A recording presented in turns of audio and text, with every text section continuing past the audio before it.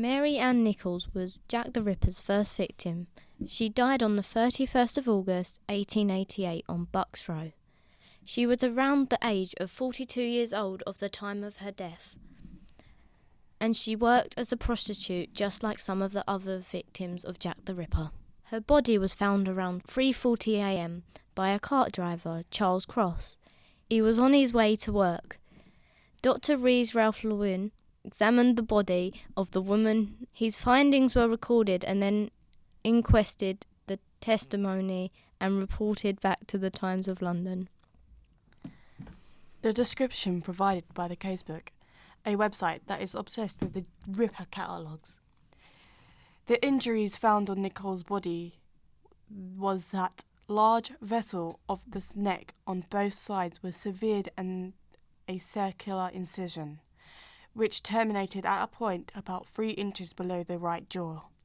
This wasn't only the place that was damaged. The abdomen had been cut open from the centre to the bottom of the ribs, along the right side and under the pelvis to the left side of the stomach. But Nichols' murder left no evidence.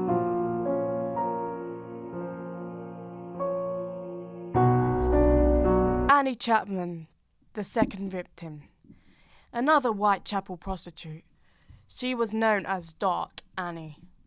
On the streets, Annie to George Smiths and Ruth Chapman. She had 3 other siblings, all girls. In 1869, she married John Chapman at the age of 38. John worked as a coachman in other service positions. They had 3 children, Emily, Ruth, Annie, Georgina and John Alfred. A happy family life was not in the cards for the Chapmans.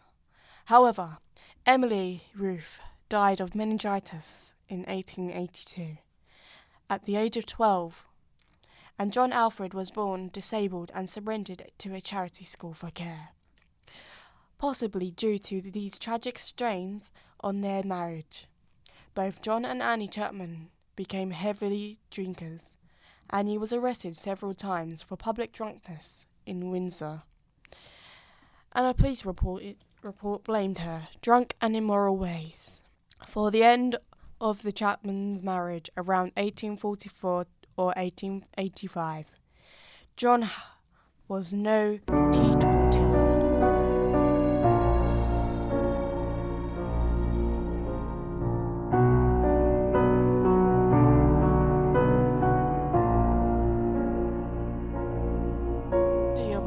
Stride was found at 1 a.m. in Dutfield's yard, off Burner Street. The fact that her throat had been cut, but the rest of her body had not been touched, led to speculation that her killer had been interrupted.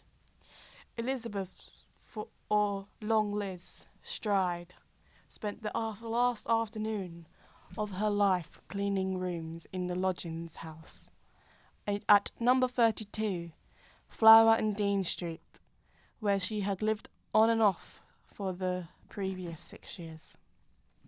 The deputy keeper, Elizabeth Tanner, paid her 6 pence for the chores, and by 6:30 p.m. Elizabeth was slacking her thirst in the nearby Queen's Head pub at the junction of Fashion and Commercial Streets. By 7 p.m. she had returned to the lodging house and was according fellow resident Charles Preston, from whom she borrowed a clothes brush, dressed, ready to go out. Having chatted briefly with another lodger, Kathleen Lane, Liz Stride left the lodging house at around 7:30 p.m, seen with a man. It rained heavily that night, and the next sighting of her was at 11 o'clock when J. Best and John Gardner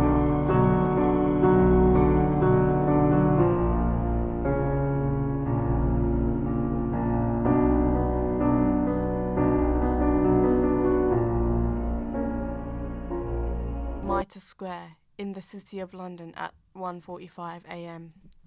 This time the savagery had increased, with the killers targeting his victim's face and going off with her uterus and left her kidney.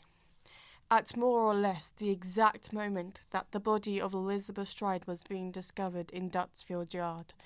Another prostitute named Catherine, or Kate Eddowes, was being released from Bishopsgate Police Station in the City of London, arrested on Aldgate High Street around 8:30 p.m.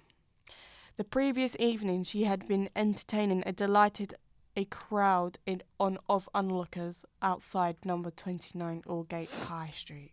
With spontaneous though drunken imitation of a fire engine, having taken a bow, she laid down on the pavement and went to sleep. P.C. Robinson of the police arrived on the scene and asked if any of the onlookers knew who she was or where she lived.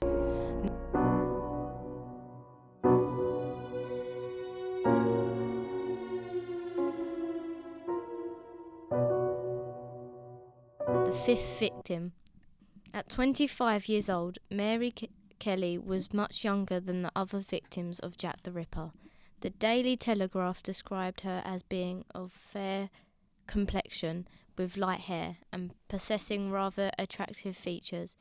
Remembering her in his memoirs 50 years later, Walter Dew claimed that he knew her quite well by sight and told of how he had often seen her parading along Commercial Street between Flower and Dean Street and Aldgate, or along Whitechapel Road. A popular local she was, he continued, usually in the company of 2 or 3 of her kind, fairly neatly dressed and irreversibly wearing a clean white apron, but no hat. She appeared to have been well liked in the area, and the only bad thing those who knew her could find to say about her was that she was occasionally tipsy. In Miller's Court with Joseph Barnett, for the 8 months prior to her death, she had been renting a room in Miller's Court off Dorset Street in Spitalfields.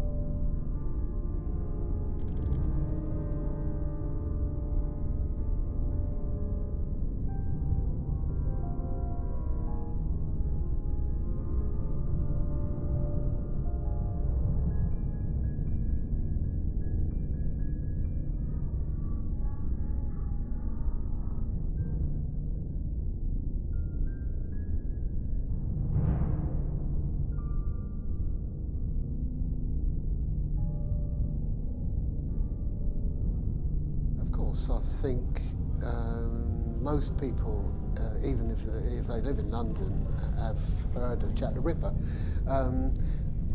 I've lived in Hackney for 36 years, and I don't live that far away from Whitechapel, and I've visited it over the years, visited all the streets and just that area for many years since I've lived here. And yeah, I think the history is, very, well, everybody knows about it, let's say that. Well, I've seen several films about it. I've read some books about Jack the Ripper, or the people that are supposed to be Jack the Ripper, and no one really knows about it.